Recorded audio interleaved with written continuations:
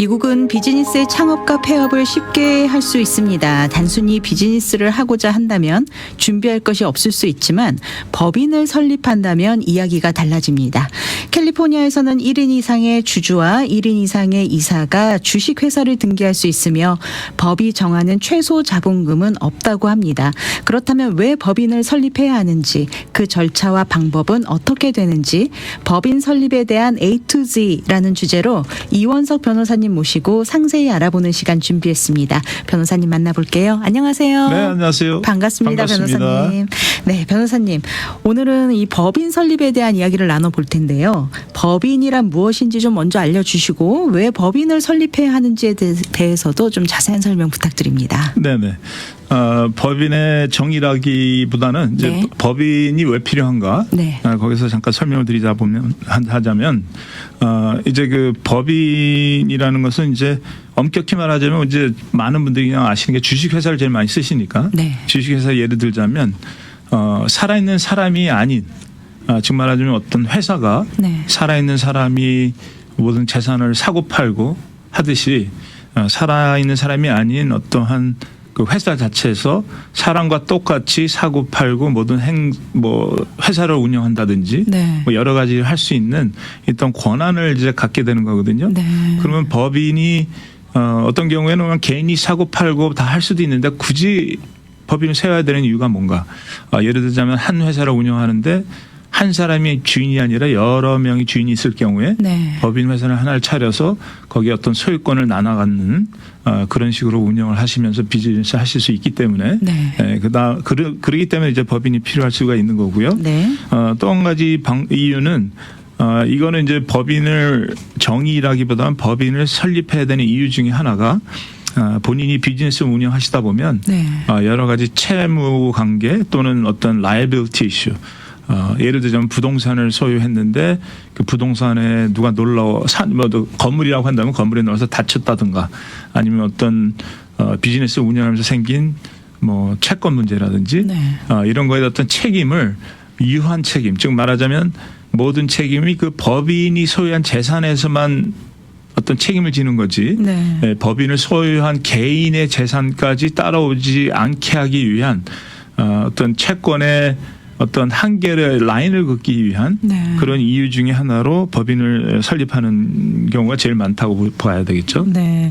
법인을 설립하면 나의 개인 재산이 보호받을 수 있고 그리고 또 여러분이 함께 동역이라고 해야 되는 동업을 할 경우는 그렇지. 소유권에 대해서 또 누가 어느 정도의 소유권을 가질 수 있는지 정해주는 그 한계점을 이 법인으로 정할 수가 있는 거군요. 그렇죠. 그러니까 네. 제일 큰 그 이유 중에 하나가 우리가 보통 이제 법인을 세우는 그 보통 제일 큰 이유 중에 하나 아까 제가 말씀드린 대로 어떤 채무나 라이빌티 이슈에 대한 어떤 유한 그러니까 맥시멈으로 어떤 한계를 두기 위한 건데 예를 네. 들자면 이해를 돕기 위해서 간단히 얘기를 들자면 예를 들어서 제가 부동산을 4개를 따로 소유했다고 가정한다면 네. 예를 들어서 제가 개인으로 이 4개를 개인으로 소유했다고 한다고 가정했을 경우에 그 부동산에서 예를 들어서 아파트 하나 건물이 아파트인데 그 아파트에 어떤 게스트가 놀러 와서 어떤 뭐 바닥이 미끄러서 넘어졌다. 그래서 한 사람이 죽었다. 예를 들자면 그렇다면은 그 아파트를 소유한 분의 이름이 미스터 김이라고 한다면 네. 미스터 김을 상대로 뭐 몇백만 불의 소송을 할 수가 있지 않습니까? 네. 그럼 몇백만 불 소송한다면 미스터 김이 그 소송에서 졌다고 가정했을 경우에 미스터 김은 그 아파트뿐만이 아니라 네. 여러 가지 이분이 소유한 재산들이 여러 가지가 있기 때문에 네. 그 아파트에 대한 어떤 한도적인 어떤 유한 책임이 아니라 네. 나머지 나머지 이분이 갖고 있는 모든 소유에 대한 책임을 다 클레임을 상대방이 할 수 있는 거죠. 네. 차압할 수도 있는 거고. 그런데 만약에 이 아파트 부동산이 미스터 김이 4개가 있는데 지금 사고 예를 들었던 그 아파트의 회사 이름이 코퍼레이션 A고 두 번째는 코퍼레이션 B고 네. 세 번째는 코퍼레이션 C고 이렇게 이름마다 다 회사가 따로 설립돼 있다고 한다면 네. 다친 사람이 아파트를 상대로 소송한다면 코퍼레이션 A를 상대로 소송한 거거든요. 네. 그러면 코퍼레이션 A는 책임이 그 아파트의 어떤 본인이 갖고 있던 어떤 소유권에 대한 책임이 되지만 네. 이 판결문을 통해서 미스터 김이 소유한 콜포레이션 B, 콜포레이션 C에 있는 다른 자산에는 쫓아가지 못한다는 거죠. 아, 그렇군요. 네, 그게 이제 유한 책임이라는 걸 말씀을 드린 거고요. 네. 그다음에 아까 이제 그 소유권이 비즈니스를 소유하는데 여러분이 소유를 했을 경우에 네. 결국 이제 주식 회사를 예를 들자면 아마 주식을 이제 나눠 갖게 될 거 아닙니까? 네. 예를 들어서 뭐 3분의 1이라든지 뭐 4분의 1씩이라든지 10%지 뭐 퍼센트가 얼마 되든 간에 그래서 투자한 사람들은 그 자기 투자한 액수까지만 한계의 어떤 책임이 있는 거지 네. 그 이상의 책임이 없는 거고 그다음에 또 그 주식회사 운영 방법에 따라서는 주식을 제일 많이 소유한 사람이 그 회사를 운영하고 어떤 식으로 갈 방향이라든지 회사의 어떤 모든 그 진행 방법을 결정할 수 있는 권한이 생기거든요. 네. 그러니까 그 주식을 어떤 식으로 어떻게 나눠 갖느냐에 따라서 각자가 어떤 주주로서의 어떤 의무와 책임이 따로 정해지기 때문에 네. 그래서 이제 콜포레이션을 이제 설립을 한다고 네. 봐야 되겠죠. 예를 들어 주시니까 이해가 쏙쏙 됩니다. 네. 네. 그렇다면 법인을 설립하는 절차와 방법은 어떻게 될까요? 네, 보통 이제 법인을 설립하시는 방법은 사실 어렵지는 않습니다. 본인이 아시면 뭐 금방 본인도 하실 수 있는데 네. 대체적으로 이제 법인 설립은 보통 뭐 회계사님이나 또는 변호사들이 도움을 주고 있는데 네. 제일 먼저 하셔야 될 게 법인 이름을 먼저 결정을 하셔야 되겠죠. 네. 이름이 어떤 경우에는 이미 내가 원하는 이름이 이미 등록이 돼 있을 경우에는 중복이 되기 때문에 등록이 안 되고 네. 그래서 보통 본인이 원하는 이름을 한 3가지를 미리 선정하셔서 네. 그 코퍼레이션 이름을 등록을 해주는 서비스하는 회사들이 있어요. 네. 거기 연락하셔서 3가지 이름을 주시고 순서가 1차, 2차, 3차 순서대로 등록이 되는 대로 등록해달라고 하면 일단 이름이 등록이 되고 네. 그다음에 이제 그 Article of Corporation이라고 해서 회사를 설립했습니다 하는 서류를 그 주정부에 등록하는 게 있거든요. 네. 그걸 등록을 하신 다음에 Article이 일단 등록이 된다면 그다음에 이제 그 준비하셔야 될 게 회사 이름을 그대로 쓰시는 분도 있고 아니면 회사 이름은 ABC 콜포레이션인데 네. 비즈니스 이름은 예를 들어서 뭐 엔젤이라는 이름을 한다면 DBA라고 해서 Doing Business As라고 해서 네. 이제 픽셔스 이름 같은 걸 파일 하셔야 될 거고 네.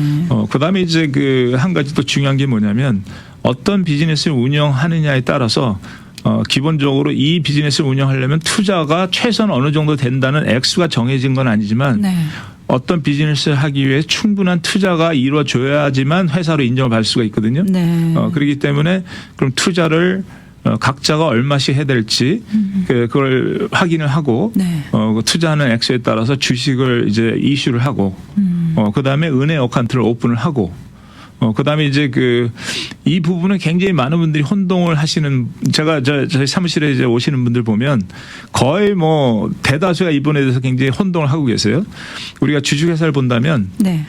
이제 주식회사에 보면 주주들이 있고 그다음에 이사들이 있고 네. 그다음에 임원들 즉 말하자면 오피서들 말하자면 프레지던트냐 CEO냐 뭐 CFO냐 세크레터리냐 이런 데지그네이션이 있는 네. 오피서들이 있는데 제 경험상 보면 한국 분들 법을 좀 잘 뭐 그냥 보통 법을 모르시는 분들은 네. 우리가 보면 1년에 한 번씩 디파트먼트 코퍼레이션에다가 Statement of Information이라고 접수를 하는 게 있거든요. 네. 근데 거기에 보면 CEO가 누구고 뭐 이렇게 적는 게 있어요. CEO가 대주주라고 생각하시는 분이 대부분이에요. 그건 임원이거든요. 오피서예요. 오피서. 그다음에 이사가 아까 제가 이사가 있다고 했고 주주가 네. 있다고 했잖아요. 사실은 주주가 어느 주주가 몇 % 소유권을 갖고 있느냐에 따라서 더 영향력이 있는 거지. 네. 오피서는 아무나 할 수 있는 거다. 우리 네. 한국말로 그런 얘기들 있잖아요. 바지 사장. 네네. 이렇게 하면 사람들이 금방 이해를 해요. 네네. 그러니까 예를 들어서 제가 어느 회사에 ABC 회사의 바지 사장으로 네. 그 스테이먼트 인포메이션에 CEO로 제가 들어갔단 말이죠. 네. 그러면 법을 모르는 사람들은 내가 다 주주자고 그렇게 생각하시는 한국 분들이 되게 많아요. 네. 그래서 사실은 주주는 따로 그 회사를 소유한 네, 실소유자는 따로 있을 수가 있고 네. 이분들이 이사들을 선출을 해서 이사들이 회사의 어떤 가는 방향이라든지 방향을 설정을 하고 네. 그다음에 이사들이 또 사장, 부사장, 뭐 CEO, CF를 선임을 해서 네. 이사들이 원하는 방향으로 이 바지 사장들이 어떤 젊은 난리지를 통해서 네. 회사를 운영하는 게 정확한 거거든요.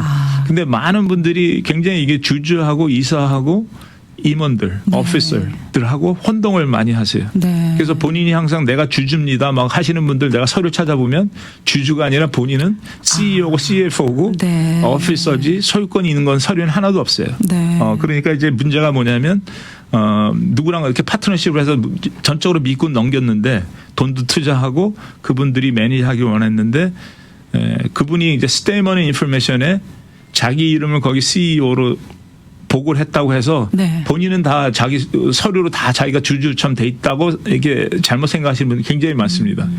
그래서 지금 다시 좀 이 자리에 말씀드릴 것은 네. 주주, 스탁홀더가 누구냐가 그분들이 진짜 소유권자지 네. 오피서들, CEO, CFO는 소유권자일 수도 있죠. 본인이 네. 주주면서 그것도 할 수도 있으니까.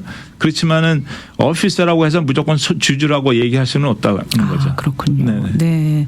그렇다면 법인의 종류에는 어떤 것들이 있을까요? 그렇죠. 법인 네. 종류에는 이제 제가 말씀드린 대로 코퍼레이션이 있겠고요. 그러면 네. 코퍼레이션도 이제 C 코퍼레이션이 있고 S 코퍼레이션이 있고 네.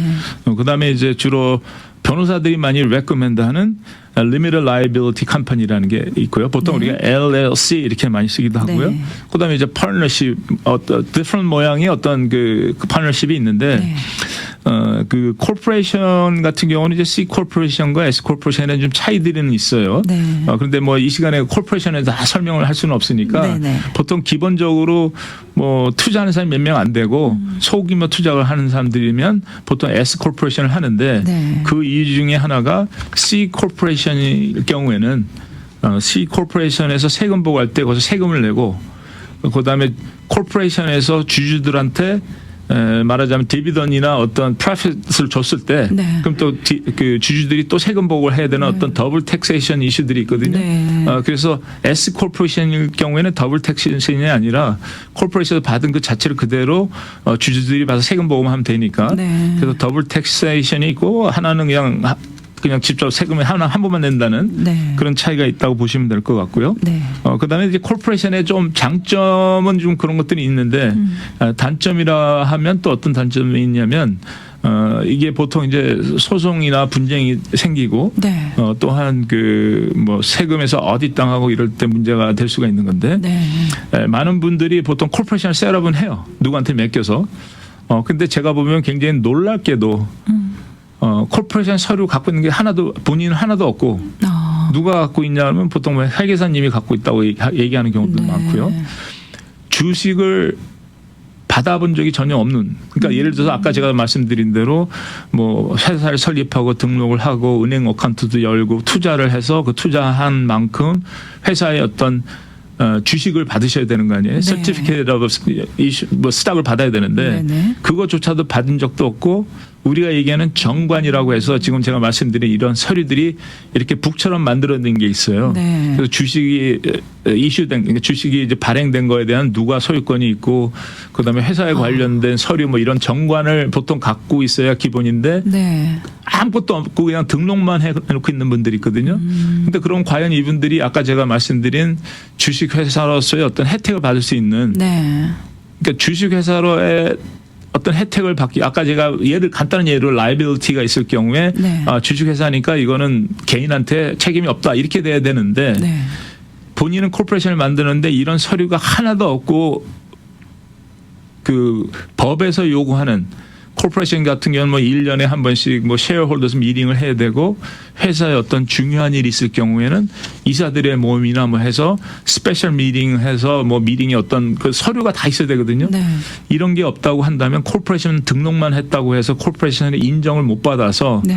결국은 소송을 할 때도 코퍼레이션만 책임이 있는 거를 개인까지 책임이 올 수 있도록 하는 경우도 있고. 네. 그러니까 이제 법적인 용어로 piercing of corporate veil이라고 해서 예를 들어서 이제 내 개인의 책임하고 코퍼레이션의 책임하고 이렇게 커튼이 들어져 있어서 네. 책임이 그 커튼 요 밑에 코퍼레이션에서만 끝나야 되는데 이런 서류나 코퍼레이션에서 요구하는 어떤 그 포멀리티라고 하거든요. 리퀘어먼트들이 코퍼레이션 인정을 받기 위한 네. 그걸 안 했을 경우에는 그 책임이 그 커튼을 찍고 와서 개인한테도 온다 뭐 이런 개념에서 네. piercing of corporate veil이라는 얘기가 있는 거거든요. 그래서 코퍼레이션을 무조건 셋업을 했다고 해서 무조건 인정받는 게 아니라 코퍼레이션에서 해야 될 어떤 그 중요한 요소들을 네. 다 하셔야지만 코퍼레이션에서 어떤 인정을 받고 네. 그래서 사실 가끔 저희들이 보면 소송 당사자가 코퍼레이션인데 그 코퍼레이션의 주주를 상대로 같이 소송을 하는 경우들이 있어요. 네. 왜 그러냐면 이쪽 보기에는 코퍼레이션으로 코퍼레이션 이름은 있지만 네. 코퍼레이션을 계약은 했지만 책임에 대해서는 코퍼레이션을 제대로 안 했기 때문에 개인까지도 쫓아갈 수 있다고 판단을 하고 개인 주주까지도 주주는 계약이고 뭐고 전혀 이거 사건이 연결이 안 돼 있지만 네. 소송할 때 주주 이름도 집어넣는 경우들이 이 코퍼레이션 인정을 못 받을 가능성이 있기 때문에 개인한테 책임을 묻기 위한 소송을 하기 위해서 네. 개인의 책임에 대한 그런 걸 물어볼 수 있거든요. 네. 네, 그래서 소송하거든요. 근데 그냥 단순히 뭐 등록만 해놓는다고 되는 것이 아니라 사실 우리 한인 커뮤니티의 이 특성상 뭐 코퍼레이션을 비즈니스를 하면서 코퍼레이션으로 이름을 셋업을 해놓고 가족들끼리 이렇게 같이 하는 경우도 많이 있고 그런데 이제 잘 모르시다 보니까 그냥 이름만 그렇게 세팅을 해놓고 약간 세금 보고용으로 이제 그렇게 장치만 해놓고 이런 서류를 다 갖추지 못하고 있는 경우도 꽤 있는 것 같아요. 꽤 있는 게 아니라 제가 보면 대부분인가요? 100이면 70%는 그런 것 같아요. 네. 그래서 그 문제가 그래서 나중에 어떤 경우에는 좀 뭐 방송에서 이런 얘기 할 건 아니지만 네네. 뭐 소송 나오거나 뭐 어디 나오거나 하면 거꾸로 백데이트를 해서 그동안 있었던 걸 다 해서 서류를 막 만드는 경우들도 있어요. 그렇군요. 예, 네. 원래 했어야 되는 거 안 했기 때문에. 네. 예, 그러니까 사실은 참 어려움에 많이 그래서 봉착할 수밖에 없는 상황이군요. 네. 맞습니다. 그래서 그냥 셋업만 하면 안 되고 네. 그걸 계속 그 코퍼레이션을 인정받기 위한 어떠한 그 절차를 제대로 따라 해야지만 네. 코퍼레이션에서 받을 수 있는 어떤 혜택을 받을 수 있는 거고요. 네. 그 중에 또 한 가지가 또 되게 중요한 게 코퍼레이션에 있는 돈을 개인 주주가 네. 자기 마음대로 자기 개인 걸로 쓰고 왔다 갔다 한다면 네. 그러면 또 그것 역시 이제 코퍼레이션을 인정받을 수 없는 거겠죠. 네, 그렇군요. 그래서 그 코퍼레이션에 그런 문제들이 있는데 반면에 리미티드 라이빌리티를 변호사들이 보통 이제 손님들이 보면 회계사님한테 가면 보통 코퍼레이션 하라고 말씀을 많이 하고요. 네. 변호사들한테는 보통 리미티드 라이빌리티 컴퍼니 하라고 얘기를 많이 해요. 네. 조금 보는 관점이 다른 거죠. 그러니까 세금의 LLC 같은 경우는 뭐 애뉴얼리 인컴이 없던 많던 무조건 뭐 돈을 내는 800불씩 내고 뭐 이런 것들이 있거든요. 네. 그러니까 이제 회계사님은 이제 손님들한테 레코멘드 하실 때 어떤 세금에 관한 어떤 절세 관점에서 이제 코퍼레이션 하라는 거고 네. 변호사한테 올 경우에 변호사들은 항상 무슨 라이빌티 이슈 세금보다는 네. 라이빌티 이슈니까 보통 LLC를 하라고 하는데 네. 아까 제가 좀 아까 말씀드렸듯이 주식회사는 어떤 절차나 요소나 뭐 이런 걸 지켜야 되는 것들이 많이 있잖아요. 네. 리미티드 라이빌리티 컴퍼니 그런 게 없어요. 그렇군요. 그냥 예를 들어서 리미티드 라이 컴퍼니에 한 사람을 정해서 네. 이 사람이 매니저로서 모든 걸 관리한다. 그럼 이 사람이 혼자 그냥 마음대로 다 하는 거예요. 네. 어떤 룰이나 미팅을 하고 막 물론 이제 가끔 필요에 따라서 미팅할 때가 있긴 하겠습니다만은 그러니까 어떤 형식에서 벗어나서 리미티드 라이프 컴퍼니에서 어떤 그 매니저는 네. 나중에 어떤 소송 문제가 생겼다 하더라도 아까 제가 말씀드린 대로 코퍼레이션에서 뭐 백데이트를 해서 뭐 서류를 만들고 뭐 이런 걸 할 필요가 없다는 거죠. 네. 그래서 훨씬 리미티드 라이빌리티 컴퍼니가 어떤 그 라이빌리티 이슈에 대해서는 쉽게 방어를 할 수 있다. 네. 뭐 이렇게 생각을 하셔야 되겠죠. 네. 각자의 어떤 비즈니스 상황에 따라서 어떤 점을 좀 더 중점에 두어야 할 것인가에 따라서 어떤 방법이나 뭐 이런 선택의 어떤 그런 차이점은 있겠지만 아무래도 변호사님 입장에서는 라이어빌리티 이슈를 조금 더 크게 보고 나 자신과 내 개인 재산을 보호할 수 있는 그런 방법을 더 더 중점적으로 두고 LLC를 추천하신다. 정확한 말씀입니다. 네, 잘 알겠습니다. 네. 그렇다면 우리가 이런 유형의 법인회사를 설립을 할 때 어떤 기준으로 이렇게 선택을 하면 좋을까요? 지금 좀 전에 이제 변호사님 입장에서는 라이어빌리티 이슈를 네. 나는 제일 최우선으로 둔다라고 생각은 하셨지만 사실 뭐 파트너십을 할 것인가 코퍼레이션을 할 것인가 뭐 여러 가지 참 고민들이 많으실 것 같은데. 그렇죠. 그러니까 이제 뭐 보통 이제 저 같은 경우는 손님이 오면 콜포레이션에 대해서 설명하고 네. LLC에 대해서 설명하고 본인이 선택을 하게 만들죠. 그런데 네. 보통 기왕이면 그냥 LLC를 해라. 그렇게. 네. 왜냐하면 항상 보면 이제 우리가 소송한다라도 콜포레이션 같은 경우는 아까 말씀드린 대로 책임을 묻기 위해서 어떤 계약의 당사자는 콜포레이션이지만 네. 많은 경우 콜포레이션의 주주도 같이 소송하는 경우들이 많은 반면에 네. LLC가 상대방일 경우에는 그 LLC의 매니저를 상대로 소송하는 경우는 거의 없다고 봐야 네. 될 거예요. 왜냐하면 굉장히 그 법에서 요구하는 LLC로 인정받기 위한 요구사항이 굉장히 간단하기 때문에 괜히 개인을 소송해서 필요 없는 소송하게 되니까 네. 그래서 이제 많은 경우에 이제 보통 이제 LLC를 레코멘드 하고요. 네. 그다음에 이제 그 한 가지 이제 이 시간에 빌려서 잠깐 제가 말씀드리고 싶은 거는 네. 한 가지 되게 중요한 게 있는데 예를 들어서 콜포레이션을 만들었던 무슨 회사를 만들었던 간에 보통 이제 그 콜포레이션을 보면 돈을 투자하고 소유권이 누가 얼마 있다는 것까지는 하는데 네. 거기서 더 나가서 어떤 어그먼트가 다시 더 필요하다. 무슨 어그먼트가 필요하느냐. 많은 경우에 보면 회사를 운영하다 보면 소유권을 그러니까 같은 주주들끼리도 분쟁이 생길 수가 있거든요. 네.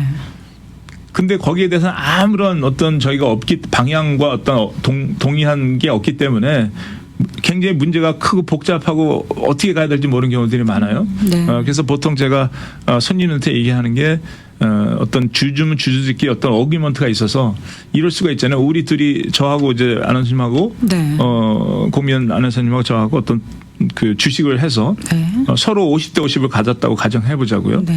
그러면 예를 들어서 회사가 안 돼서 나는 지금 팔고 싶은데 네. 우리 아나운서님은 팔고 싶지는 않다. 네. 그러면 그걸 50대 50이면 어떻게 결정할 거며 네. 그다음에 예를 들어서 저는 제 소유권을 더 이상 난 이 비즈니스 하고 싶지 않고 저기 뭐 미스터 김이라는 분이 내 소유권을 사고 싶어 한단 말이죠. 네. 네. 그럼 내가 아나운서님한테 전혀 동의도 안 받고 본인은 저 미스터 김이라는 사람을 전혀 모르고 네. 듣기로는 굉장히 안 좋은 사람이어서 같이 운영할 수 없는 사람인데 네. 비즈니스를 전혀 모르고 그러면 이 사람이 내 소유권을 사서 본인하고 파트너식으로 해서 같이 비즈니스 운영할 수 있을까요? 힘들죠. 네. 안 되는 경우도 많고. 네네. 그러니까 이런 식으로 해서 만약에 내가 주식 내 소유권을 팔려고 한다면 우리 공미연 아나운서님한테 먼저 살 수 있는 권한을 준다든지 네. 그럼 어떤 식으로 계산을 한다든지 뭐 이런 그다음에 또 50대 그러니까 예를 들어서 뭐 회사를 팔 경우에는 누가 결정해야 되는지. 그러니까 가끔 보면 이제 주주들이 두 명이 하시는데 50대 50이 굉장히 힘들어요. 네. 그냥 한쪽은 반대하고 한쪽은 저기 하니까 그렇죠. 팽팽하겠네요. 네. 50대 50이니까 이게 할 수가 없는 네, 거예요. 합의가 안 되는 그러니까 항상 거죠. 보면 네. 아예 하실 때 51대 49로 하면 51% 갖고 있는 분이 주권을 갖고 네. 회사 운영이나 뭐 여러 가지 결정할 수 있는 반면에 50대 50을 하는 거 보면 정말 애매할 때가 많거든요. 네. 그러니까 이런 것들 다 상의를 하셔서 결정을 좀 하시고 그다음에 각자가 해야 될 의무 뭐 이런 것까지도 다 이렇게 정리를 하셔서 어떤 동의를 받고 계약을 하는 게 좋지 않겠나 하는 게. 네. 참 이 동업이란 게 쉽지 않은 것 같습니다. 네. 굉장히 어렵죠. 네. 네. 그렇다면 법인 설립을 해도 법적인 혜택 또는 채무 관계에서 보호를 받지 못하는 경우 아까 좀 전에 뭐 몇 가지 말씀은 해주시긴 했지만 조금 한번 다시 정리를 좀 해주시면 그렇죠. 좋겠습니다. 그러니까 예를 들자면 부동산을 하시는 분들 보면 이런 분들이 있을 거예요. 이분이 부동산이 아까 얘기한 대로 4개가 있는데 회사를 4개를 따로 갖고 계세요. 네. 근데 이분들이 왜 과연 귀찮게 세금 보호도 다 4개를 따로 해야 되고 운영을 다 따로 해야 되는데 왜 귀찮게 4개를 갖고 있을까 한번 생각을 해보면 이분들은 아까 얘기한 대로 한 군데에서 어떤 문제가 생겨서 채권 문제가 생기고 라이빌티 문제가 생겼을 경우에 나머지 3개에 다 이 사람들이 클레임을 하지 못하도록 네. 각자 하나씩 해야지만 그 사람의 라이빌티는 본인이 지불해야 될 어떤 맥시멈 손해배상은 그 하나에 끝나는 거지 나머지는 책임이 없다는 거죠. 네. 어떤 경우는 이제 뭐 내 개인 이름으로 비즈니스하고 개인 이름으로 부동산 여러 개 샀는데 비즈니스에서 어떤 문제가 생겨서 소송을 당하면 그 비즈니스뿐만이 아니라 내 개인 재산, 집, 은행 어카운트까지 다 뺏길 수도 있기 때문에 네. 예, 그래서 이제 그 회사를 설립하고 그러니까 제일 큰 목적이 그렇게 봐야 될 것 같아요. 네. 문제가 생겼을 경우에 책임을 내 개인이 지지 않고 아니면 다른 부동산이나 다른 비즈니스에 영향이 가지 않고 네. 아까 처음에 말씀드린 뭐 아파트라면 그 아파트 한도 내에서만 책임이 지는 네. 이런 방식이 제일 좋기 때문에 네. 그래서 이제 회사를 설립하는 거죠. 네. 오늘 마지막 질문이 될 것 같습니다. 그렇다면 동업을 할 경우에는 어떤 유의사항들이 있는지 좀 정리 한번 그렇죠. 부탁드리겠습니다. 그러니까 제일 네. 중요한 게 사실 그것 같아요. 아까 제가 말씀드렸지만 동업을 할 때에 항상 이제 서로 사이가 좋을 때는 전혀 문제가 없어요. 네. 뭐 라이딩도 필요 없고, 근데 동업을 했을 경우에 나중에 분쟁이 생겼을 경우에 예를 들어서 아까 제가 말씀드린 대로 뭐 소유권은 누가 하고 운영은 누가 하고 어떤 내가 소유권을 내가 팔려고 하면 있는 사람한테 먼저 팔아야 되는 어떤 저기 해야 되고 네. 그다음에 이런 경우도 있잖아요. 동업을 했는데 나는 8시간 매일 와서 일하는데 저분 와서 돈만 가져간다든지 네, 네. 뭐 그러니까 이런 걸 정확하게 다 각자가 해야 될 의무와 책임과 분쟁이 생겼을 때는 어떤 식으로 해결한다는 거를 네. 계약서를 하나 만들어 놓는다면 네. 이 계약서가 분쟁이 생긴 다음에 하려면 그건 안 되는 얘기고 네. 처음에 시작할 때 해야 놔야지만 더 큰 왜냐하면 대부분의 어떤 문제 생길 걸 미리 다 계약서에서 동의를 해놨다고 한다면 네. 그 동의에 따라서 하는 수밖에 없는 거거든요. 그렇죠. 그러면 이 동의 계약서에 의해서 앞으로 큰 더 소송을 방지할 수 있는 그런 기본이 되기 때문에 파트너끼리 한다면 저는 무조건 꼭 해놓으라고 합니다. 이런 계약서를. 네. 형제고 부모고 뭐 상관이 없어요. 네. 다 해놔야지만 나중에 큰 소송 비용과 어려움을 피할 수 있다. 네. 그렇게 말씀을 드리겠습니다. 사실 한국 사람들 정서상 왠지 좀 야박한 것 같고 좀 그런 맞아요. 계약서에 대한 어떤 그런 좀 거부감이 좀 있는 것도 사실이지만 나중에 훗날 만약에 대비해서 그리고 나중에 그런 일이 생겼을 경우 관계가 유지되기 위해서는 미리부터 이렇게 깔끔하게 지금 좋은 말씀하셨는데요. 네. 관계를 좋게 유지하기 위해서 이런 계약서가 더 필요한 거고요. 네. 그다음에 항상 이런 거 왜 안 했냐고 하면 서로 믿었다고 하는 거죠. 네. 근데 믿었는데 지금 왜 아직까지 못 믿고 이제 와서 10년 후 맞습니다. 됐지만 지금 와서 분쟁을 하느냐. 네. 그렇게 말씀 제가 드리죠. 네. 오늘 이 시간 상법소송 부동산법 전문 이원석 변호사님 오늘도 귀한 정보 나눠주셨는데요. 법인 설립에 대한 A to G 시간으로 이야기 나눴습니다. 오늘 나눈 주제에 대해 도움받기 원하시는 분들을 위해서 연락처 안내 부탁드립니다. 예, 714-634-1234. 네. 714-634-1234번으로 연락 주시면은요. 이원석 변호사님께서 상세하게 자세하게 안내해 주시겠습니다. 저희는 다음 이 시간에 더 유용한 정보로 여러분들 찾아뵙겠습니다. 여기서 인사드릴게요. 지금까지 법률 상담 진행의 공미연이었고요. 법률 정보의 이원석 변호사님 함께 하셨습니다. 변호사님 오늘도 귀한 말씀 감사합니다. 네, 감사합니다.